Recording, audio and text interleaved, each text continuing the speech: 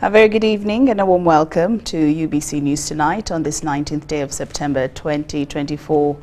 I'm Lauryn Masika Kazimoto. But before we get into tonight's news bulletin, let's first take a look at the headlines.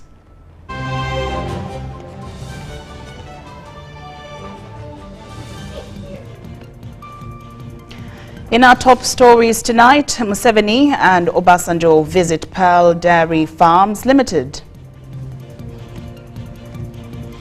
Uganda and Mozambique sign MOU on visa exemption. Kampala-Mukono railway transportation starts next month. And Kuma Bridge to be closed. Ishwari calls for patience as government rehabilitates the bridge.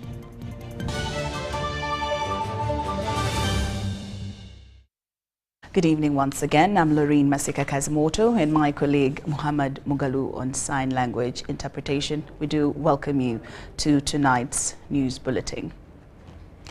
Nigeria is set to start importing milk and coffee from Uganda. This was revealed as His Excellency Olusegun Obasanjo, the former president of Nigeria, paid a courtesy call on President Museveni. President Museveni also took His Excellency Obasanjo on a tour to Pearl Dairy Farms Limited in Mbarara City and later joined Chiruhura and Kazo farmers at Karo in Chiruhura district. We have the details. Former Nigerian President Olusegun Obasanjo has paid a courtesy call on President Museveni. The two leaders toured Pearl Dairy Farms Limited in Mbarara.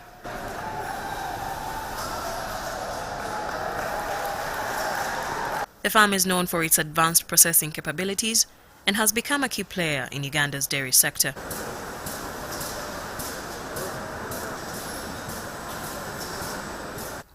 Speaking shortly after the tour, His Excellency Obasanjo expressed his satisfaction upon learning that Uganda can produce approximately 5.7 billion litres of milk per year, positioning the country as a potential leader in dairy production in the region. One of the things, and I can see that now more vividly, that has deliberated against our trading among ourselves in Africa is lack of knowledge, lack of what we are doing in our different countries and different regions. I did not know. If you like, you can say I am an ignoramus.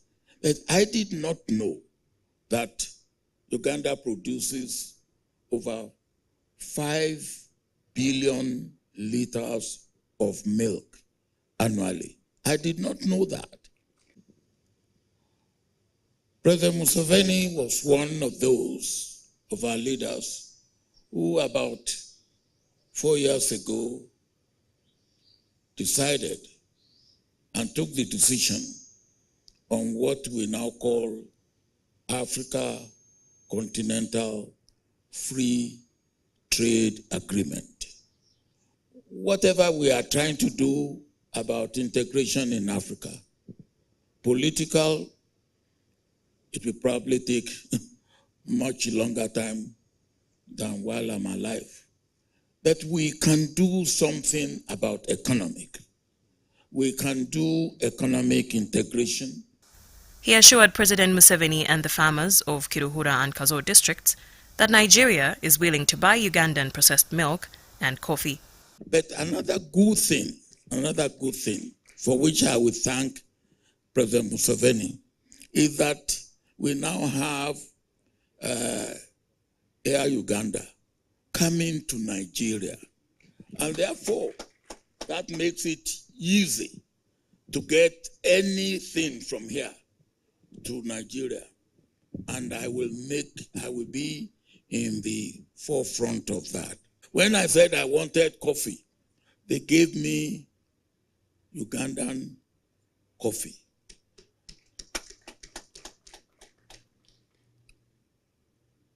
Mr. President, we will be drinking Ugandan coffee in Nigeria. We will be using Ugandan milk in Nigeria. On his part, President Museveni thanked His Excellency Obasanjo for coming to Uganda and allowing to partner with Uganda to buy Ugandan milk and coffee. He promised him that Uganda has the capacity to produce enough milk for the local and international market. So therefore, we are very lucky for General Obasanjo to take interest in President wa Nigeria General Obasanjo and come here. ahabokura ekiturukora kandi akakitayaye. We have been to Mbarara. Nturgambarra hati. We visited one of the factories there. Twatayayire ikorro rumwe hango. And he saw what is being done. Currently, Uganda's milk export value stands at approximately $264.5 million, and government is actively working to remove barriers such as diseases affecting cattle to enhance output.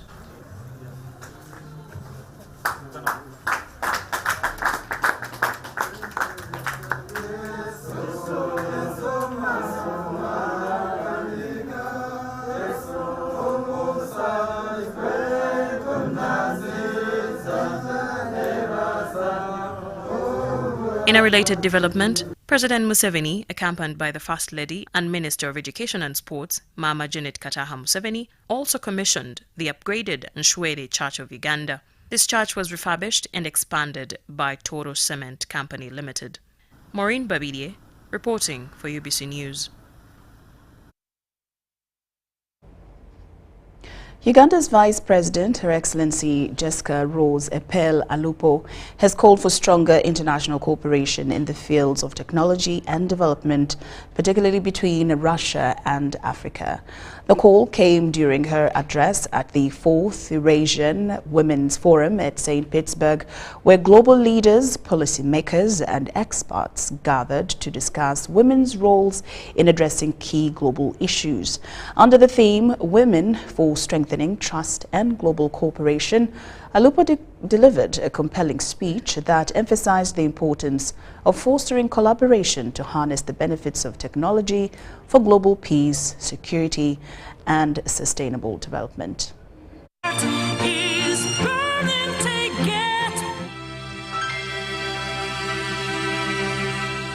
Now I would like to give the floor to Vice President of the Republic of Uganda, Ms. Jessica Alupo. Ms. Alupo, the floor is yours. Your Excellency, Valentina Matvienko, the Speaker of the Russian Federation Council, distinguished delegates and participants, ladies and gentlemen. I bring you warm greetings from your brother, His Excellency, General Yoweri Kaguta Museveni, the President of the Republic of Uganda. Ladies and gentlemen, the government of Uganda is pleased to be part of the 4th Eurasian Women Forum. The Russian-African Women Dialogue, under the theme High Technology Era, Security and Development Issues, presented to us, the African women and the Eurasian women, an opportunity to share experiences in the area of gender and technology, which has far-reaching effects on the lives of women and girls. Ladies and gentlemen, the government of Uganda has mainstreamed all the government programs and projects to capture and take interest of all the women issues, and therefore women are participating in government programs in Uganda in acceptable levels.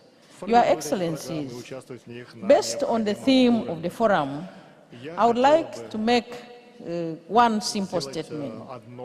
Without peace and security, there can never be meaningful development and women empowerment. The 21st century has seen a rapid evolution of high technology. While we recognize that technology has made our lives better, this comes with great complexities. This dialogue between Russia and African nations stands as an important pillar for fostering mutual growth, peace and security, and development in the digital era. Russia and Africa must continue to work together to develop robust cybersecurity frameworks, share best practices, and support each other in mitigating cyber threats.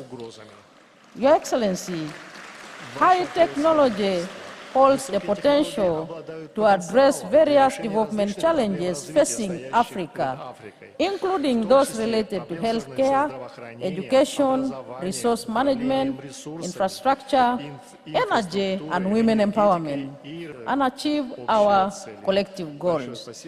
I thank you for your kind attention. Thank you very much, Your Excellency.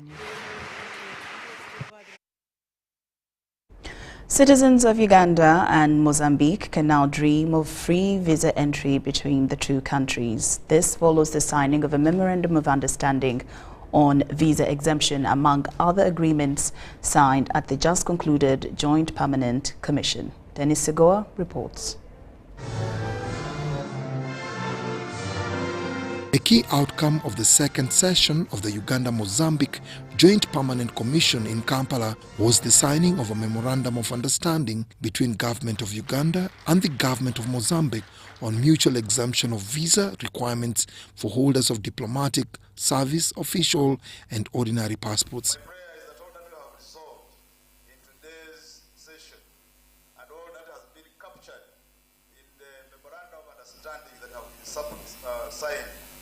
Be put into effect. Particularly the Memorandum of Understanding that for me is the biggest takeaway is the exemption of visa requirement for citizens of the Republic of Mozambique and citizens of Uganda in traveling to both countries. I think this is the biggest takeaway. Other MOUs signed include veteran and combatant management, as well as an MOU on wildlife protection. As we all know, we have a species in danger. Que tem grande valor econômico. That have a high economic value. Mas também turístico, sobretudo. And also in tourism. E estes animais merecem proteção. These animals, they deserve protection. Por parte das instituições do Estado. For the institutions of the state. Daí a necessidade so in that regard, there's a need de nós assinarmos este memorando para garantirmos a continuidade da vida destes animais em período de extinção. Areas of bilateral cooperation that were identified at the JPC include politics and diplomacy, defense and security, veterans, environment and wildlife, agriculture, transport and communications, among others. The Joint Permanent Commission meetings were held in a cordial atmosphere, during which bilateral, regional and international issues of interest were discussed. The two delegations expressed their commitment towards the promotion of peace and security at the regional and international levels, support of multilateral rules-based order, as well as supporting and promoting sustainable development. The second Joint Permanent Commission in as many years is deemed successful and central to future prospects of broader collaboration.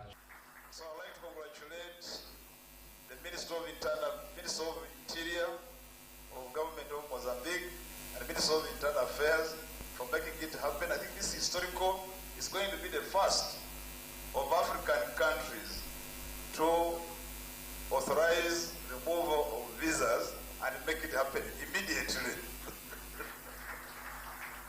Mozambique is a Portuguese-speaking South African nation.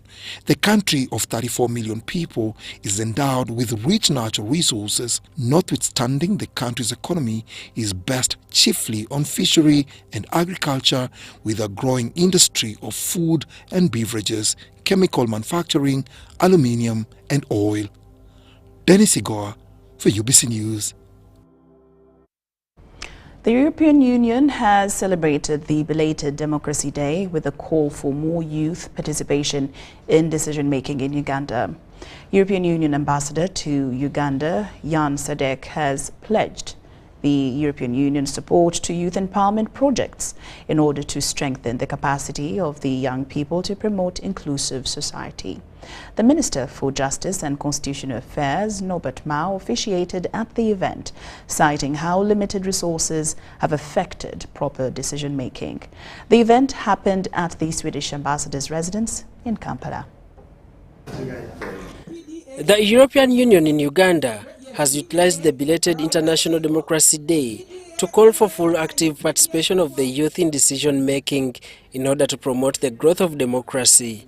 The function was held at the Swedish ambassador's residence in Kampala. Noise marks, Mr. Speaker. As spearheaded by the ambassador of Sweden to Uganda, Maria Håkansson, the concerns of the ordinary people, especially the 73% who are the youth, are mostly neglected by those in elective positions. So today, we will not only have a dialogue, but we will also take on the challenging role of being decision makers on budget allocations and service delivery.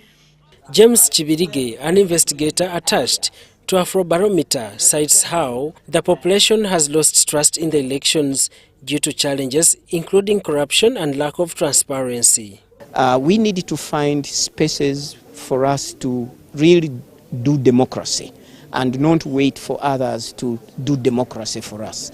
That this democracy we want, the fairness, the equality, begins with us being equal and fair to each other.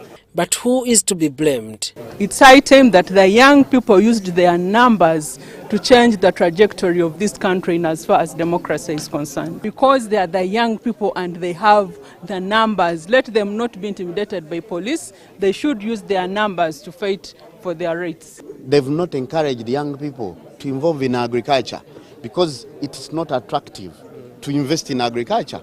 Agriculture, in fact, it is the most suppressed industry. At the event, the Minister for Justice and Constitutional Affairs, Norbert Mao, underscored the urgent need for voter education despite limited resources.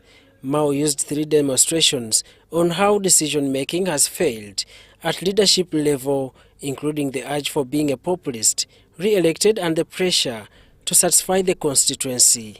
For those of us who have lost elections, we know because a defeat is a setback for you, your party, your family, your friends who have contributed to your campaign,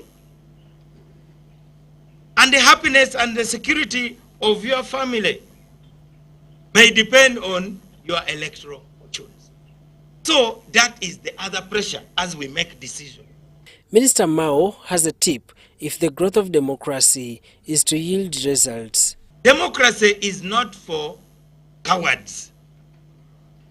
And that's why some of the greatest democrats are celebrated long after they have died. But the talk to enhance democracy comes at a time when Minister Norbert Mao is pursuing electoral reforms which will see a review in the current legal framework in Uganda. The reforms are being demanded by citizens. Jan Sadek, the European Union ambassador to Uganda, has pledged EU support to youth empowerment projects in order to strengthen the capacity of the young people to promote an inclusive society. But it also requires support from other key actors. Political parties must play their part in fostering internal democracy and ensuring young leaders are supported and developed into positions with real influence and responsibility. Daniel Mugoya, UBC News. Minister for Kampala, Hajat Mensa Kabanda, has announced the creation of the youth circles intended to benefit youth in government programs that are first of its kind in Kawempe Division. The minister had joined the Office of the National Chairman Administration led by Hajat Hadija Namyalo in giving out wealth creation equipments to the youth of Kawempe Division. We have more. The Office of the National Chairman, headed by Hajat Hadija Namyalo, together with the Minister for Kampala, Hajat Masika Kazimoto, have engaged with the youth in Kawempe Division on wealth creation. These provided the youth in the division with a number of wealth creation equipments to increase on household income.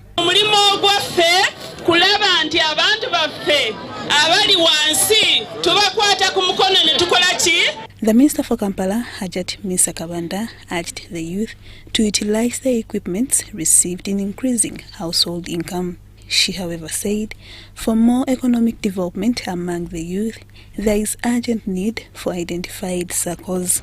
And I'm privileged that we have seen them. As a minister, I'm happy because I've seen the ghetto structure, but what we are planning to do, we are going to put them into structures. Second, we are going to make them benefit in government programs. The Office of the National Chairman Administration says the major aim of this engagement is to find out major challenges that hinder the youth from developing. These people, to find out their challenges, why are they not in the circles, and how are they going to be brought on board? She, however, criticized those that politicized the wealth creation activities. This is Office of the National Chairman. I am supposed to move countrywide. I'm supposed to bring people on board to work with. Like you see, we are working in combination with the Minister for Kampala, Metropolitan, and then we are joined by Mark Investments to ensure that we deliver to the what? To the unprivileged. Lydia Chomkama and Joseph Muyingo, UBC News. Minister of Local Government Raphael Magezi has raised concern over the growing influx of refugees in Kampala.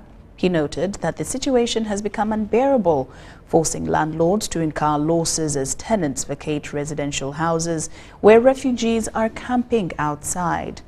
Magezi revealed this during a meeting organized by the Office of the Prime Minister to discuss the progress, challenges and solutions for service delivery to refugees and host communities. A number of refugees have set up temporary camps outside residential houses along Mackenzie Valley, opposite the United Nations High Commission for Refugees headquarters in Kampala. Pauline Rakosi, a Burundian refugee, sought help from United Nations High Commission for Refugees in Kampala after being attacked at a resettlement camp. But reaching here, I've been raising all the time my problems, what I'm facing. I've been reporting even to police. But all the time, UNHCR have been taking my problem for granted. Rakosi, who is desperately seeking for safety, says he has nowhere to run except the United Nations High Commission for Refugees for protection. For me to be helped is to get a durable solution where I can be safe, where I can be free to do also to live like other citizens. Because here I'm not safe, that's the reason you are seeing me here on this road. I have nowhere to run to except of coming here to UNHCR to ask for an assistance. Landlords in the area have expressed frustration, stating that the presence of refugees camping outside their properties has negatively impacted their business. The situation has prompted Minister Raphael Magezi to call for an immediate response to address the crisis. The place is stinking. So, by hosting the refugees, we have made Ugandans the refugees also in their country. And they've decided to vacate that place. This is not acceptable. And from here I'm going to talk to the Prime Minister, we go to the head of police. We like our fellow Africans. We owe them hospitality. But this cannot be at the cost of our own convenience and our own home. According to the United Nations High Commission for Refugees, refugees have gathered outside their offices to draw attention and garner sympathy from well-wishers, hoping for asylum opportunities in developed countries. Refugees go and settle around the neighborhood to get sympathy for resettlement. Everybody wants to be taken to Europe, to the Americas, to other places. We've told them several times that there's a place where they should go to be attended to. They will not go. So I'm very glad that you are stepping this one up to enforce the law refugees are supposed to abide by the laws like any Ugandan. Uganda currently hosts over 1.7 million refugees from South Sudan, Sudan, the Democratic Republic of Congo, Rwanda, Burundi, Ethiopia and Eritrea, despite facing reduced funding from international donors. Okou Joseph, UBC. Uganda Allied Health Examinations Board has released results for allied health nurses for the year 2024, indicating the increase in performance for both male and female students. Releasing the examinations, the Minister for Education and Sports, Janet Kataha-Museveni, represented by State Minister for Higher Education, Dr. John Chrysostom Muyingo. Minister Janet says the ministry is currently finding measures to solve the issue of small numbers of candidates enrolling for higher diploma program and other education challenges. The Uganda Allied Health Examinations Board has released the results for the allied nurses for the year 2024, with an appeal to students to observe professional ethics in promoting health. Releasing the results, the Minister for Education and Sports, Janet Kataha-Museveni, represented by the Minister for Higher Education, Dr. John Chrysostom Muyingo. Kataha commended the management of Uganda Allied Health Examinations Board for utilizing the resources properly. When you look at the statement of release, it has indicated that 805 candidates passed examinations with only 3% improvement. That's a big number. 86.5% of all the registered candidates passed. Thanks be to God. Minister Janet says the ministry is currently discussing the cause of small number of candidates enrolling for higher diploma program to be addressed. Small number of candidates enrolling for higher diploma program is something we all need to note and take very serious measures. Of course, the Ministry of Education and Sports is already addressing it, together with other issues that affect education and the training of health workers. She directed the Permanent Secretary to continue monitoring all institutions to ensure they meet the agreed standards, thus pledging the ministry's support to promote education. The Minister of State for Primary Education, Dr. Joyce Moriko Kaducho, asserts that possible means are being done to introduce bachelors to allied health nurses. Whether we indeed have a future for this course to grow and up to a bachelor level, or are we repeating this course with MBCHB medicine, or is there a possibility for us to climb the ladder for the clinical officers to get a bachelor? Joseph Agondua, the Executive Secretary, Uganda Allied Health Examinations Board, says COVID-19 challenges led to reduction in the number of candidates who sat for examinations this year. However, out of 931 candidates assessed, all passed. This number is very small compared to the overall candidates across the country that we examine. We always examine 15,000 and above, even 20,000. But this time, the number was small because these people were admitted during that time of COVID backlog. So there were only a few who were admitted. The chairperson, Uganda Allied Health Examination Board, disclosed that budget cuts and delaying release of funds remains a challenge, leading them to operate half capacity. As of now, the Board Secretariat is operating at half capacity of the required human resource. We request that the ban on recruitment of staff pending merger be selectively considered. Out of the 931 candidates who sat for the 2024 exams, 581 are male, of which 350 are female. Mary Namkose, Andrew Sebida, UBC News. UBC News Tonight takes a very short break, but return with more stories after these messages. Don't move an inch.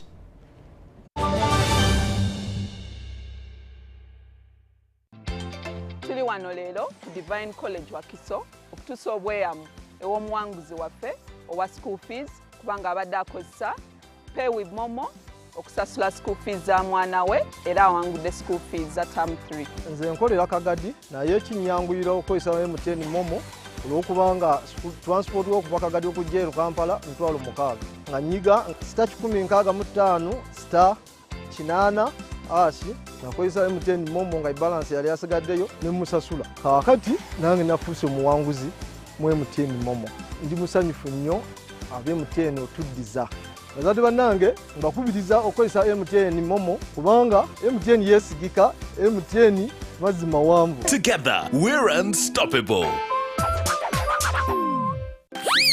Hey kids, we're going to count today.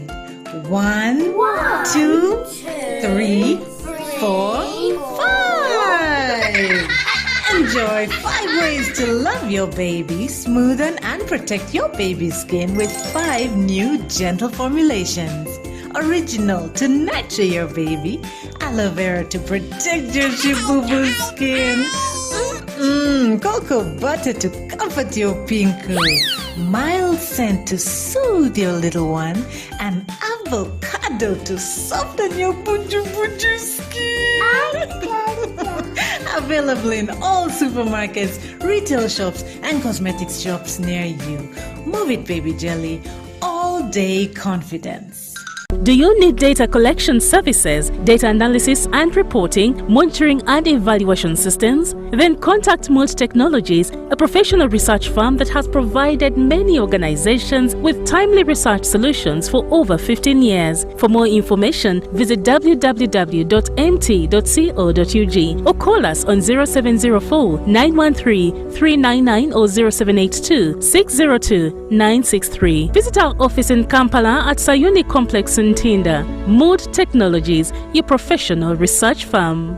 To help businesses recover from the impact of COVID-19, government introduced a tax amnesty through a waiver of interest and penalty on outstanding principal tax as at June 30th, 2023. Accordingly, URA has since July 2024 been implementing this waiver. To benefit, simply pay your outstanding principal tax by December 31st, 2024, and the waiver is applied automatically upon payment confirmation. This amnesty applies to domestic taxes, namely income tax, rental tax, payee, and others. Grab this golden opportunity today. For more, use the platforms displayed.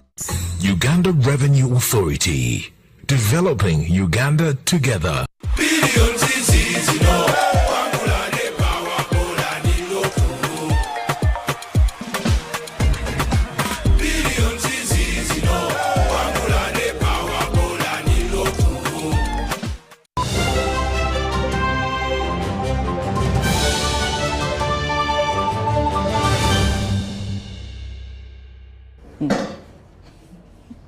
Welcome back from that break, and we're glad that you're still with us this evening. Now, in more news, the Minister of State for Finance, Planning and Economic Development, Henry Aliganyira Musasizi, has commended the Institute of Certified Public Accountants of Uganda for successfully constructing its own head office through the prudent use of resources.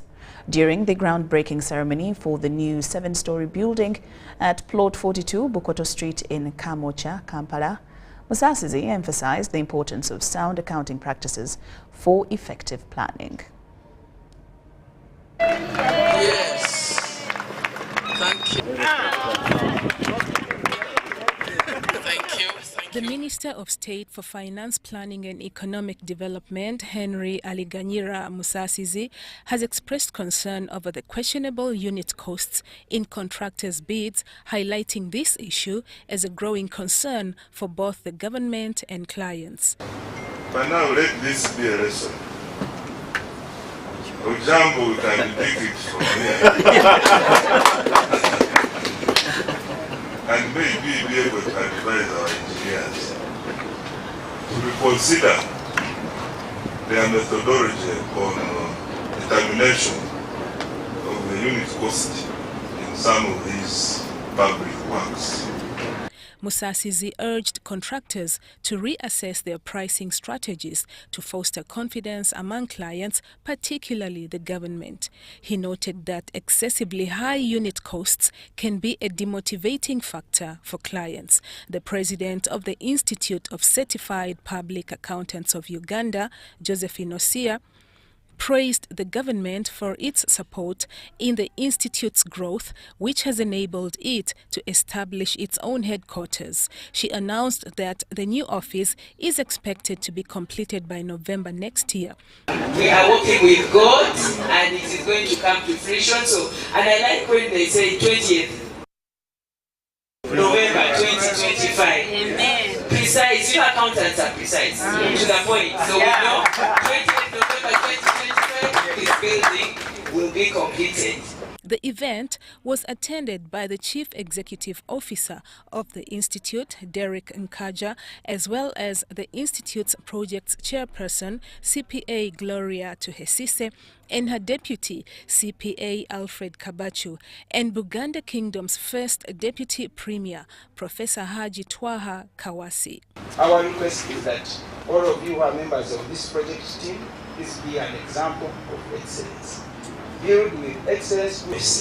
Like the saying goes, we deliver excellently. And about that, this was during the groundbreaking ceremony for the new 7-story building at Plot 42 Bukoto Street in Kamocha, Kampala. The Minister of State for Gender in charge of Culture, Peace Mutuzo, has emphasized the need for a shift in mindset to tackle the challenges hindering the success of the parish development model and ensure that it benefits its intended audience. Mutuzo was speaking at the launch of the second edition of the Community Mobilization and Mindset Change Pillar Operational Manual. The second edition of the Community Mobilization and Mindset Change Pillar Operational Manual comes in 2 years after the rollout of the first manual, intended to address critical issues left out previously, with particular focus on mindset change. On ground, when we started implementing the parish development model, we realized a number of gaps. One is that people are not working on land that belongs to them, and therefore had not even agreement on what they are going to produce and how they are going to share them. Secondly, the mindset of just growing food and just giving out to your children who live in Kampala and relatives who come to visit you. You don't even quantify them, so you don't get to know the value and the financial reciprocation it has.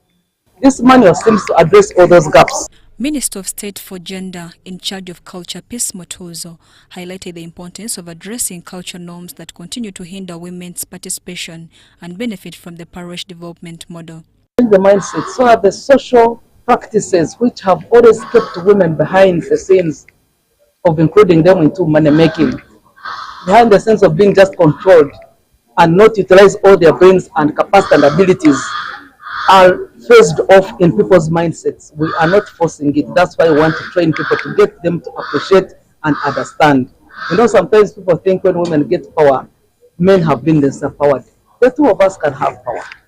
And that's what we want to lead Uganda to. The PDM Secretariat noted the need for capacity building among government officials at district level to help them appreciate the procedures set by government through which beneficiaries can access government funds. Recently, I've been directly dealing with some of our local government staff, the cows. Up to today, some of them have not yet understood how PDM and the flow of resources works. They're insisting they want control, they want to have hands-on. They are criticizing the Wendy package, they are criticizing every technology. Not all of them, but some of them. I have examples. Through this aligned focus with the PDM's community mobilization and mindset change approach, we see that there is deliberate action towards building for this lasting change. To all the women leaders in this room, remember, empowered women empower women. The parish development model is one of the key government interventions aimed at transitioning Ugandans from a subsistence economy to a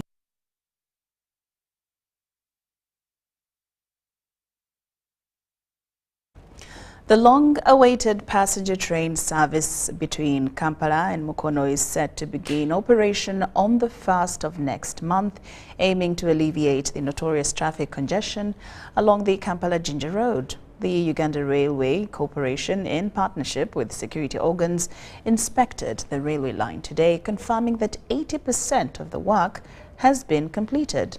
The reintroduction of the passenger train is expected to reduce accidents and provide an efficient alternative for commuters.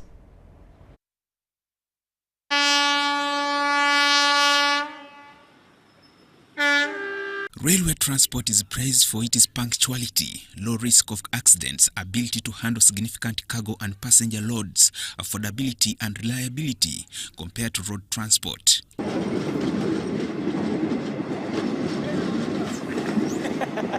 Uganda has not used passenger trains for over 20 years, and even cargo trains had diminished.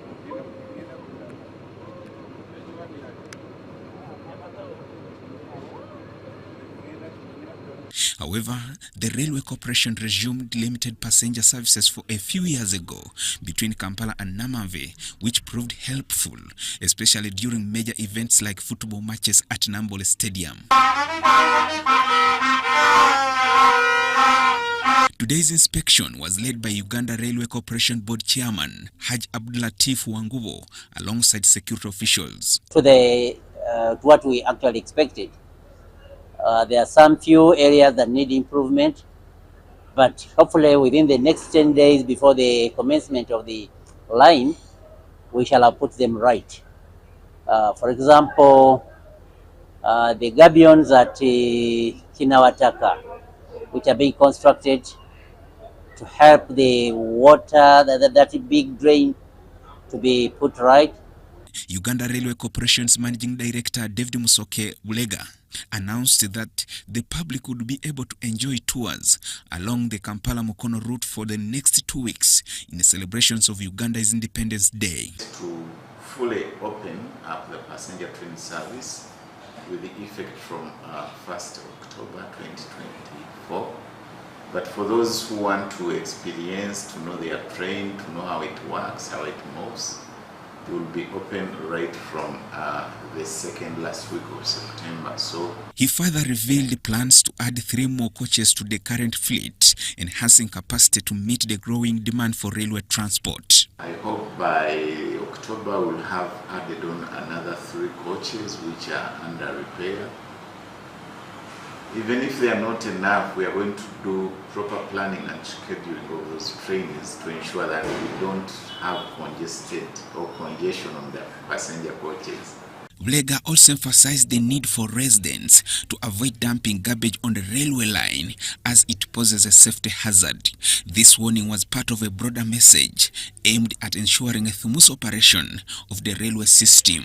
As URC, or as Uganda Railways Corporation, we are trying hard to eliminate those areas which are prone to garbage dumping and encroachment. The reintroduction of passenger trains promises to offer a safer, more reliable and efficient mode of transport, marking a significant step forward the country's public transportation network. Okou Joseph and Jamil Sekaja, UBC. State Minister for Works, Musa Echweru, has appealed to the people of northern Uganda to ensure the inconveniences caused by the closure of Kuma Bridge for their safety.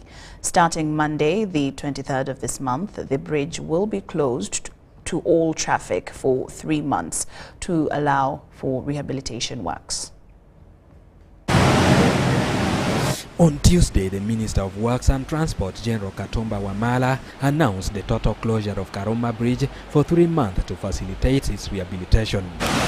The following day, State Minister for Works Musa Echweru led members of the Parliamentary Committee on Physical Infrastructure to witness the commencement of the repair works.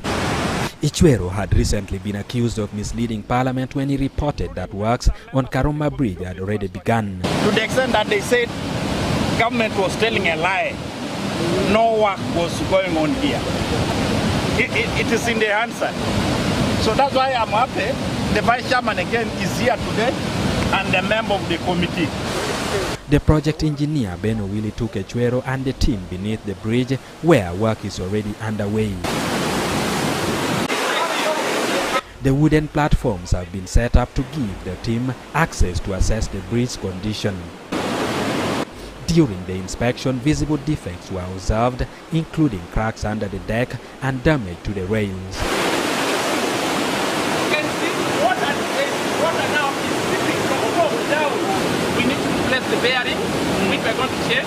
However, the engineer confirmed that the 2 horizontal beams remained in good condition and will not need replacement. All 10 bearings, which function as shock absorbers supporting the weight of the bridge, are worn out and will be replaced. This bridge has 10 bearings, so all the bearings were worn out and needs immediate replacement. If the bearing is not okay, then definitely the load won't be transmitted well technically, and in the nearby future, definitely the bridge has to collapse. The concrete grade has deteriorated. We are going to demolish the deck completely and put a new one. Yes, the deck is the concrete you see on top. Additional thing that we are going to add on this bridge are the lightings. That was also not scored. Yes. Kuma Bridge is a critical infrastructure link connecting northern Uganda to Kampala. It was initially closed to heavy tracks in July after engineers identified serious faults that posed risk to its users. The good news I want the country to know is that we are not looking for money for this bridge. There is already money. This parliament was very smart. Immediately they realized Karuma has a problem. They voted for money. That's why there's very many competing demands. So we are going to do whatever it takes to make sure that, yes, my people will suffer inconvenience of moving long distances. That has ramifications. But the road, the bridge is being worked on. This is also a clear testament that the regional parliament in Gulu, that so many people never thought would bear fruits, should begin now to see that the sitting in Gulu has started bearing fruits. Now the business community must also be taken into account by now working on a road from Ami through Kidilani up to Aber. Motorists have been advised to use alternative routes. However, locals in Oyam and the surrounding areas feel left out of the current arrangement. Business between Kiriandongo and Oyam will be seriously affected. I pray that something needs to be done because Atora route used to be used by ferry. In response, Minister Ichwero pledged to explore alternatives to help locals from Oyam access Kiriandongo districts during the closure. The rehabilitation contract has been awarded to China Railway 7th Group, with the UPDF serving as subcontractors. The project is estimated to cost approximately 7 billion shillings. Eddie Ulwa, UBC News. Thank you, Eddie Olwa, for that report. Now, Kampala Capital City Authority requires 40 billion Uganda shillings to renovate the city abattoir on Port Bell Road, which is in a dire condition. However, funding for this essential facility has been insufficient. This was revealed during a visit to the abattoir by members of the Parliamentary Health Committee, who had gone to assess the hygiene and sanitation situation. Members of the Parliamentary Health Committee, led by Chairman Dr. Joseph Luyonga, have visited the city abattoir on Port Bell Road.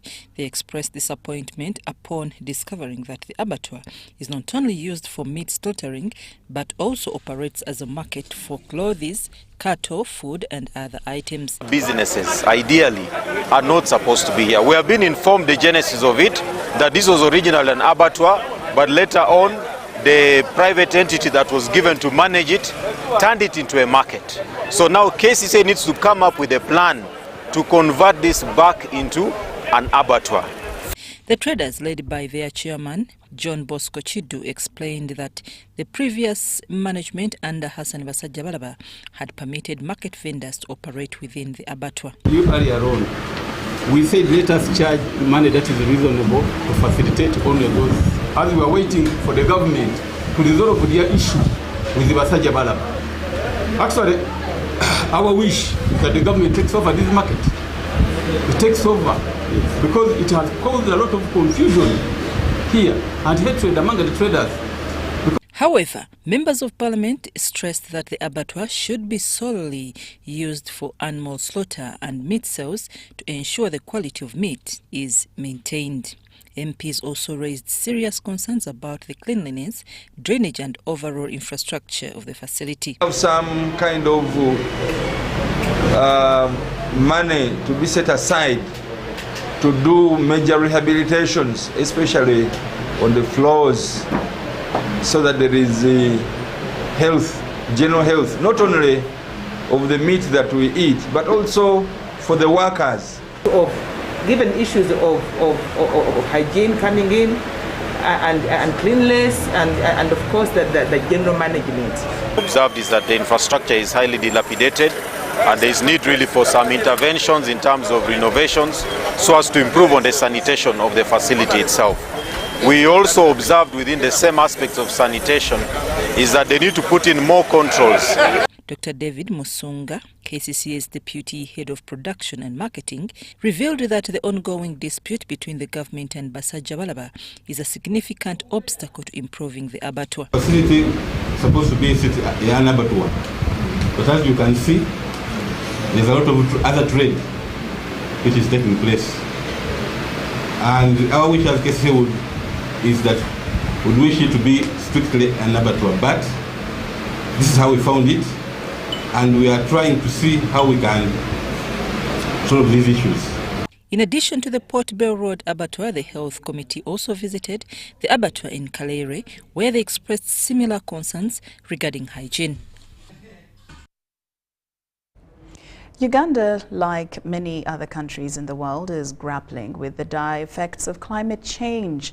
Rising temperatures, unpredictable rainfall, prolonged droughts and increased frequency of natural disasters are becoming a harsh reality for communities across the country.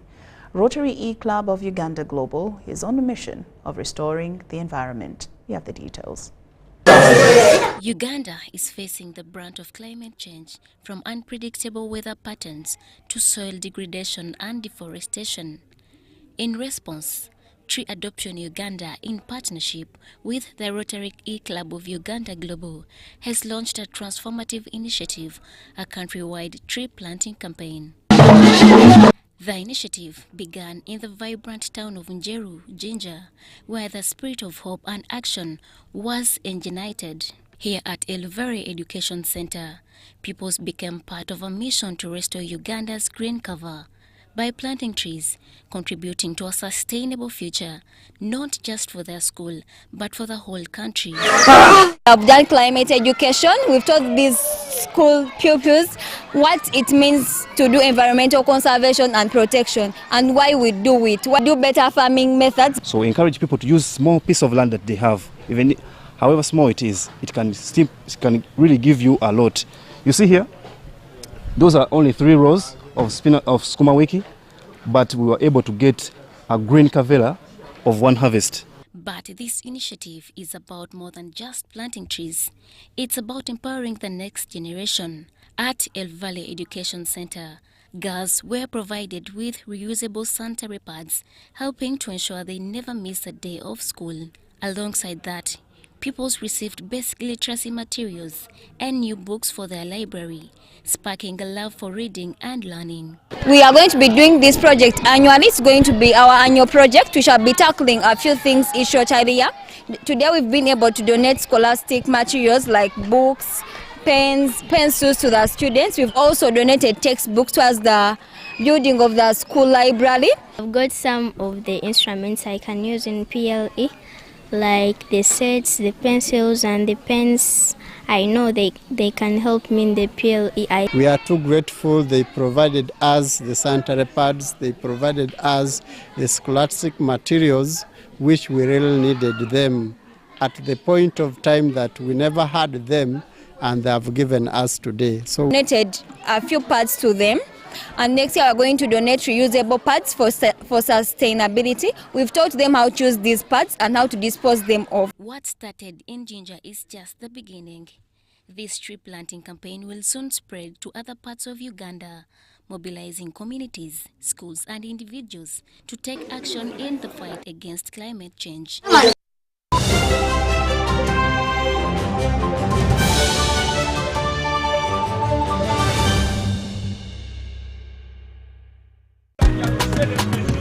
You used to tell me that I don't make you happy. All that time you would be complaining. I'll call you every day, yeah yo, baby don't know. You can now get all the Chibuzi out with MTN voice bundles. Call all networks. Kubei Dondoro. Buy a 25-minute voice bundle for only 1,000. Or buy any daily voice bundle of your choice. Dial *100 *21 hash and select daily or use the My MTN app. When we talk together, we are unstoppable.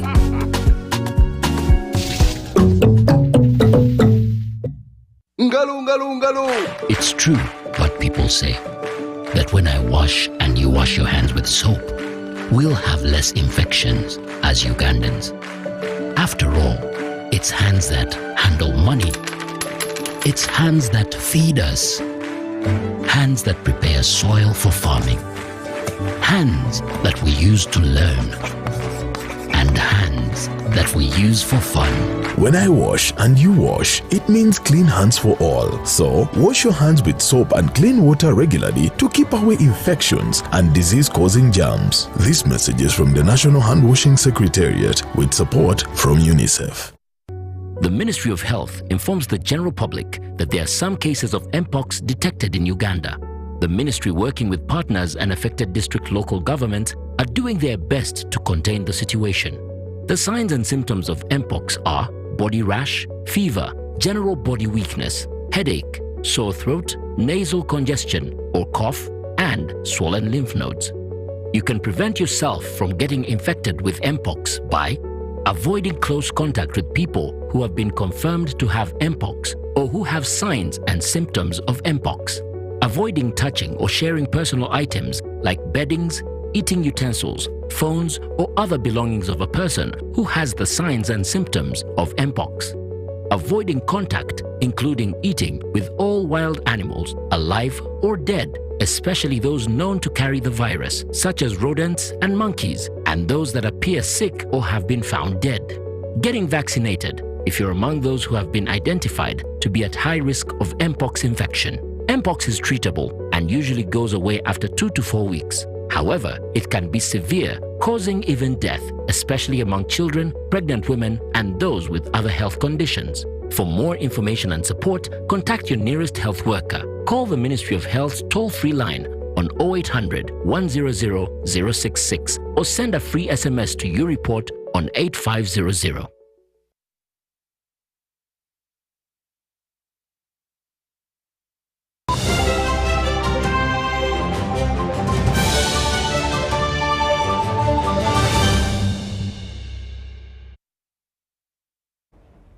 Welcome back from that break, and now into the business scene. The insurance sector proprietors in Uganda have been urged to leverage on dynamic technologies and unpack insurance policies to bolster public uptake.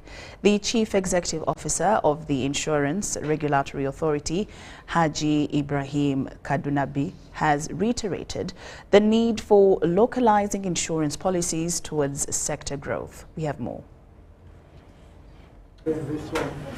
The slow growth of the insurance sector in Uganda is attributed to the limited knowledge about different insurance policies. Many of the insurance policies are presented in complex languages for the public to comprehend. This is our intention, to ensure that all CEOs internally, they have a team which can think of innovations which they need to bring even to the insurance sandbox and other platforms before they can roll them out to the public. Proprietors are encouraged to understand the customer personality shift in relation to market value of insurance policies. And the more we spend time with those people, so your innovation department actually should spend 80% of their time in the communities, understanding consumption. They should spend time at the hospitals. They should be looking at the data and trying to process it, and then begin to innovate. We must at all times engage the consumers before developing any product. This is critical, that you have to be intentional, that the people you are going to serve, you develop the technology which talks to their needs. Indeed, some have done it, but very many need to do it even much better. Stakeholders propose redefining insurance by designing appropriate policies based on society demand. This will provide trust among the public who seem to be misled by multipurpose resource outlets. Because you're largely going to depend on other platforms, then the choice of platform you run with or partner you run with then becomes an area of interest for you. So it's not just about building your solution. It's also understanding what is available in the ecosystem and how do I tap into that ecosystem. Complications to comprehend insurance concepts by the consumers of these policies will be tackled through stakeholder engagement with customers. Komagum Rogers and Abdul Nasir Luwama for UBC.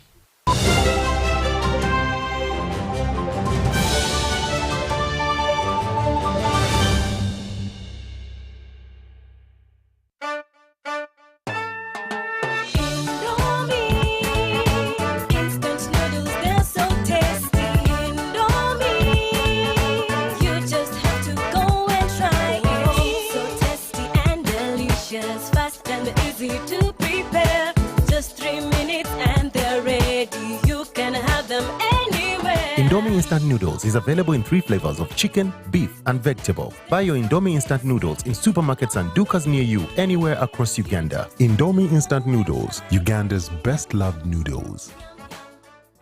Namunkekela Agro-Processing Industries Limited, NAPIL, presents the Namunkekela Liaoshen Industrial Park Trade Show and Bazaar under the theme Celebrating Local and Foreign Investment on Friday 27th to Saturday 28th September 2024 at Kapeka Industrial Park starting at 9 a.m. Entrance is free. Are you a business person, school, or consumer of authentic Ugandan products? Don't miss this chance for incredible discounts on premium items like ceramic tiles, electricals, garments, shoes, bags, TVs, agricultural tools, dried mangoes, and pineapples. Guests of honor are Minister for Investment, Honorable Evelyn Anite, and the Chief Coordinator Operation Wealth Creation, General Salim Saleh. Come and enjoy Uganda's top artists. Would you like to exhibit? Call 0783-293-348 or 0757-896-914. Kapeka, the center for all your quality products.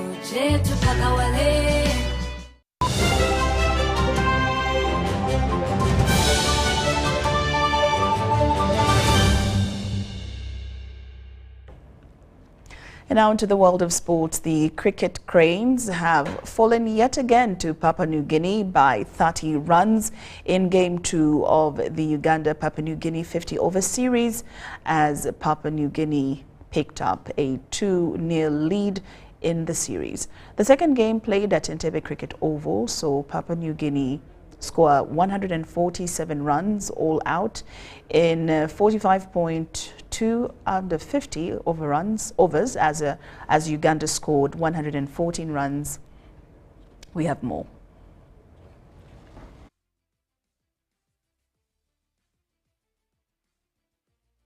Concerned, we bowled well. I'm quite happy with the way we bowled because at one point of time they were, I think, if I'm not wrong, 60 odd or 70 odd for no loss, and after that restricting them to 176 was a good comeback by bowlers. So no complaint about the bowling. We fielded decently well. As far as batting is concerned, it's a concern, but it is too early to assess. We have to give time to the batters. One, the other thing is, it is not an excuse, but we need to get better facilities. We are not getting wickets at the proper time to prepare. But in the low-scoring game, Uganda failed to get off the bat, yet again failing to chase 147 runs score set by PNG in the first innings. Top order batters Simon Sesazi, Shiridip, Mangela, Ravana, Dawan and Pasco Murungi were dismissed, all with single-digit scores. Captain Riazat Alisha and Dinesh Nakrani, 43 runs and 24 runs respectively, were the only glimmer of hope for the Ugandan side.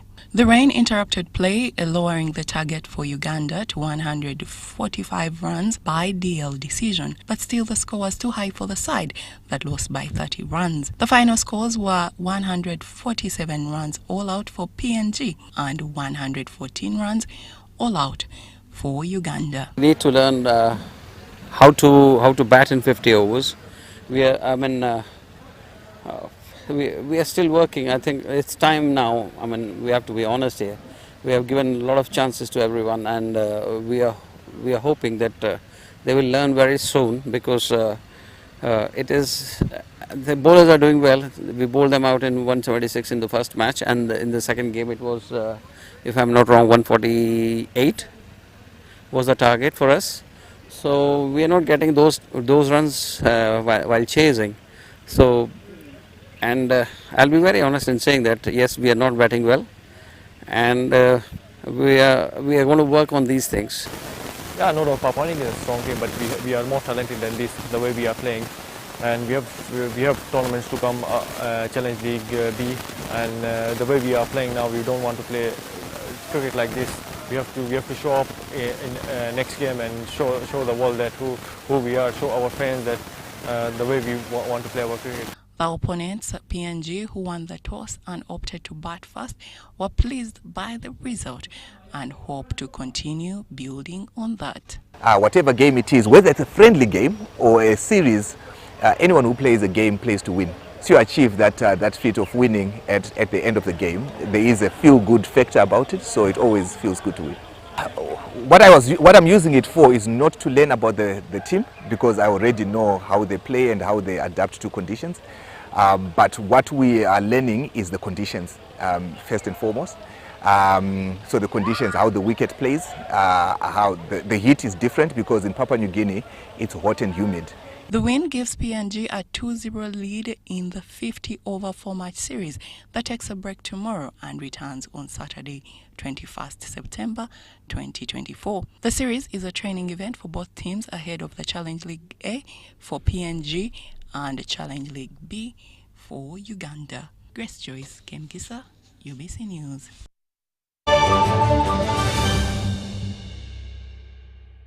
And with that, our first edition has come to an end. Thank you so much for your company. Do join us with much more stories at 10 o'clock on our second edition. I'm Lauryn Masika Kazimoto and my colleague Muhammad Mugalu on Sign Language. We will see you at 10.